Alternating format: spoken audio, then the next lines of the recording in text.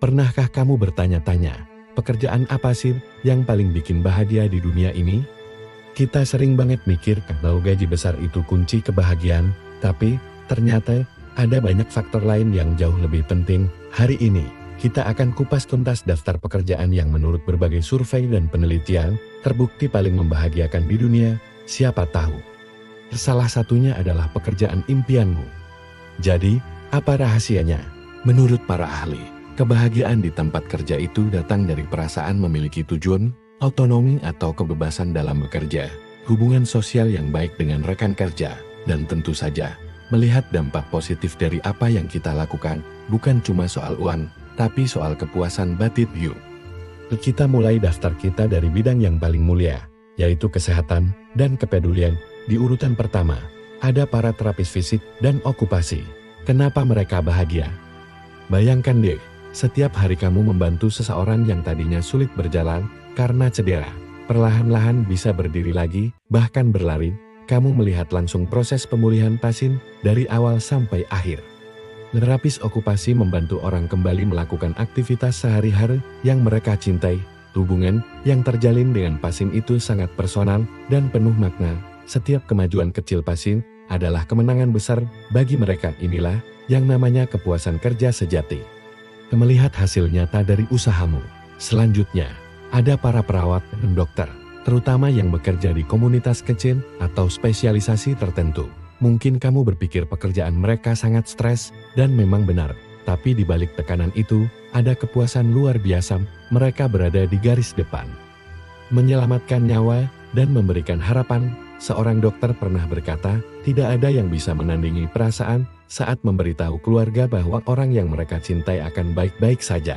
Momen-momen inilah yang membuat semua kerja keras dan malam tanpa tidur terasa sepadan. Mereka benar-benar membuat perbedaan dalam hidup orang lain. Sekarang kita pindah ke dunia pendidikan. Siapa di sini yang punya guru favorit? Nah, menjadi seorang guru, terutama untuk anak-anak usia dini atau pendidikan khusus, ternyata masuk dalam daftar pekerjaan paling bahagia. Mengapa? Karena guru punya kesempatan untuk membentuk masa depan. Mereka tidak hanya mengajar matematika atau bahasa, tapi juga menanamkan rasa ingin tahu, percaya diri, dan nilai-nilai kehidupan.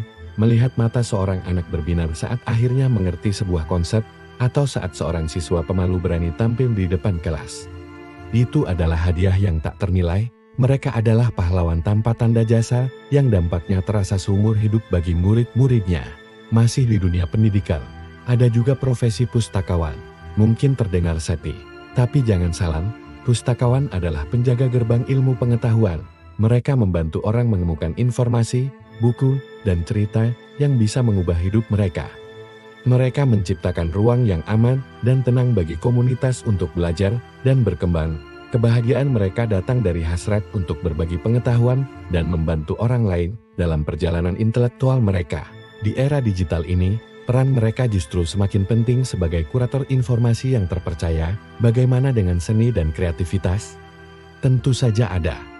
Di urutan berikutnya adalah para seniman, desainer grafis, dan penulis. Pekerjaan di bidang kreatif ini memberikan satu hal yang sangat didambakan banyak orang: otonomi dan ekspresi diri. Mereka bisa menuangkan ide, imajinasi, dan perasaan mereka ke dalam sebuah karya. Setiap proyek adalah kanvas baru. Seorang desainer grafis merasa puas saat logonya berhasil merepresentasikan sebuah brand dengan sempurna. Seorang penulis merasa bahagia saat ceritanya bisa menyentuh hati pembaca. Fleksibilitas waktu dan kebebasan untuk menjadi diri sendiri adalah kunci kebahagiaan mereka.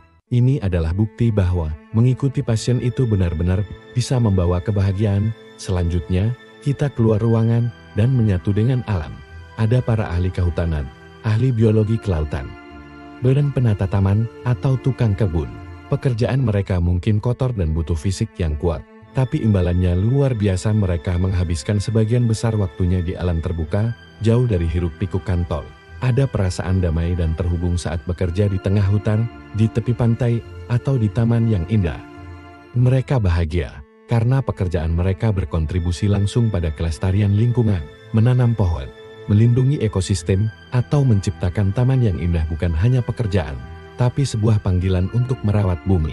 Sekarang, untuk kamu yang punya jiwa pemimpin dan inovator, menjadi seorang pengusaha atau pemilik bisnis kecil juga merupakan salah satu jalan menuju kebahagiaan kerja. Kenapa? Karena kamu adalah nahkodanya. Kamu membangun sesuatu dari nol berdasarkan visimu sendiri. Setiap keputusan ada di tanganmu. Tentu, risikonya besar dan tantangannya banyak, tapi perasaan bangga saat melihat bisnismu tumbuh, menciptakan lapangan kerja, dan memberikan solusi bagi banyak orang, itu tak tergantikan.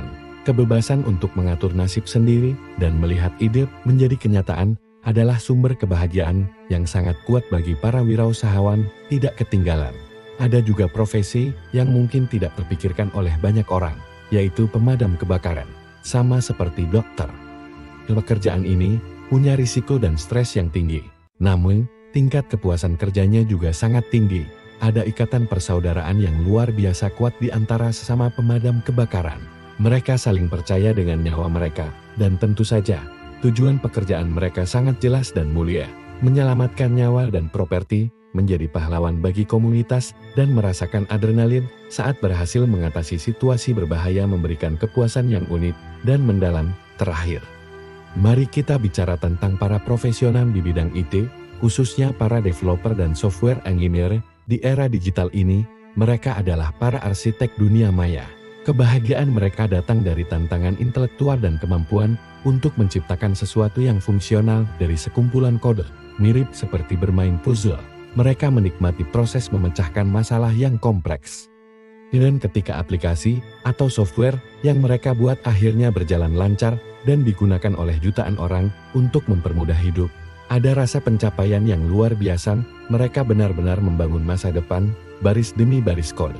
Jadi, apa benang merah dari semua pekerjaan ini?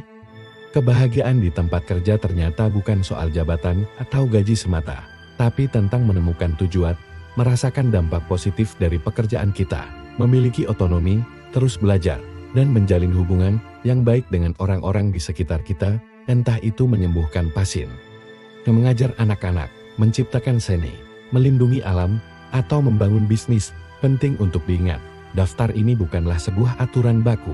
Kebahagiaan itu sangat personal.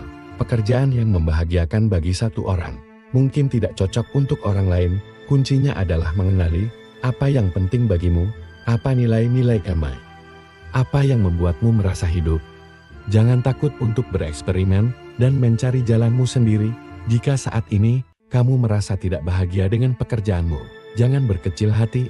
Ini bukan berarti kamu harus langsung berhenti besok.